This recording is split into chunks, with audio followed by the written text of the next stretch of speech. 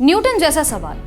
राहुल गांधी ने चुनावी जांच के लिए सेंट्रल बेंगलुरु के महादेवपुरा के बजाय वायनाड या तेलंगाना क्यों नहीं चुना? सेब पेड़ से टूटकर धरती पर गिरते हुए सबने देखा, लेकिन न्यूटन से पहले किसी ने ये साधारण सा सवाल क्यों नहीं पूछा?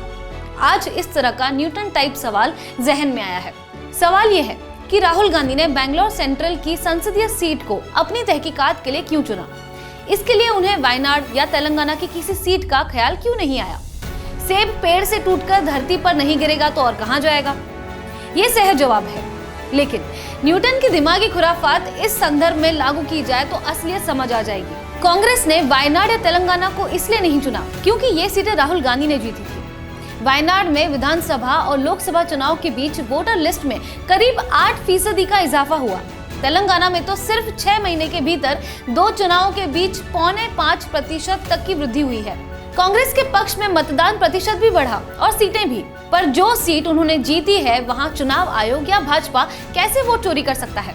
या देश भर की उन 99 लोकसभा सीटों पर वोट चोरी कैसे हो सकती है जहां 2024 के चुनाव में कांग्रेस के उम्मीदवार जीते? या फिर उन बाकी 135 सीटों पर आयोग मतदाताओं का फर्जीवाड़ा कैसे कर सकता है जहां भाजपा या उसके सहयोगी दलों के विरोधी प्रत्याशियों की जीत हुई? वोट चोरी की संभावना तो उन सीटों पर ही है जहां कांग्रेस या उसके सहयोगी दलों के उम्मीदवार नहीं जीत पाए।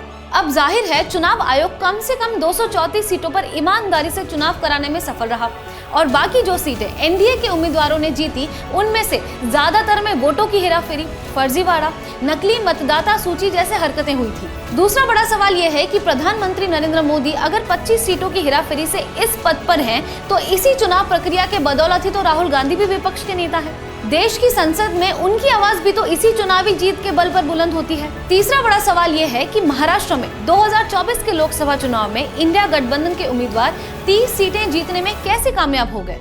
उन्हें और चुनाव आयोग को ये ख्याल पहले क्यों नहीं आया कि वोट अगर बढ़ा दिए जाएं तो भाजपा गठबंधन को 48 में से ज्यादातर सीटें मिल जाएंगी?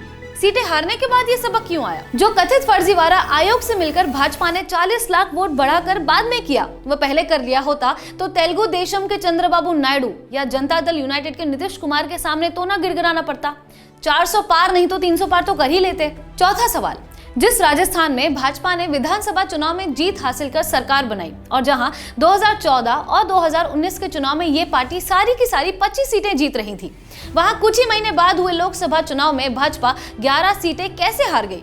उत्तर प्रदेश में उसे 33 सीटें गंवाने की मूर्खता करने की क्या जरूरत थी, जबकि वह बाकी जगह मतदाता घटा या बढ़ाकर जीत हासिल कर सकती थी?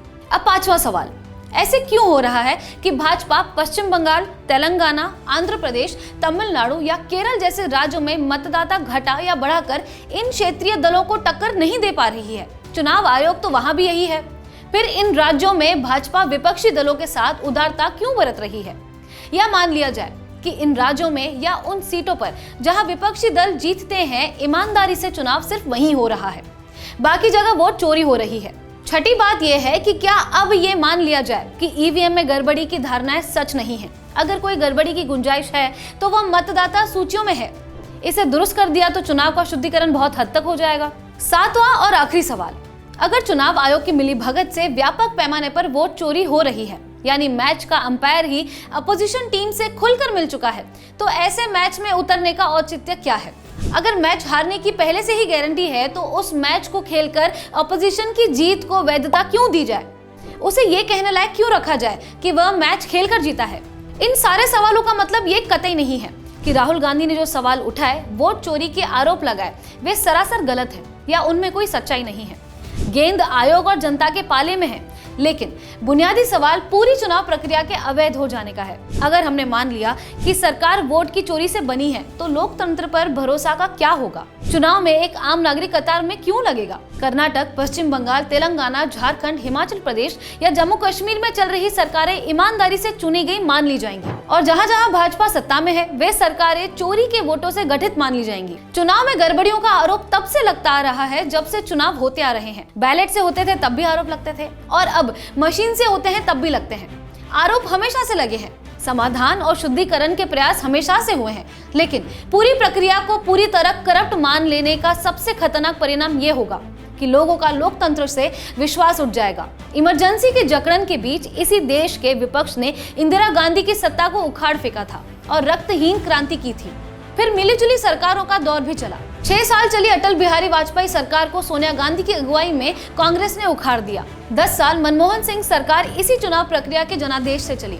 वह सरकार भी नरेंद्र मोदी की अगुवाई में किनारी कर दी गई।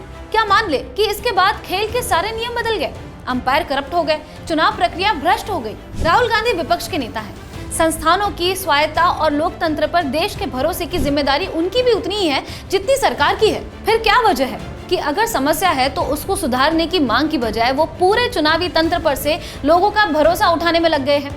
क्या ये मान लिया जाए कि बार बार चुनावों में रिजेक्ट होने के बाद नए मुद्दों की तलाश में वो ये भी भूल जाते हैं कि जनता साधारण से सवाल आपसे भी पूछेगी। सवाल ये कि सेंट्रल बेंगलुरु या महादेवपुरा ही क्यों, वायनाड या तेलंगाना, या फिर वो सीटें क्यों नहीं जहां कांग्रेस जीती है या जीतती आई है? ये न्यूटन टाइप सवाल राजनीति से पर्दा उखाड़ फेंकेगा।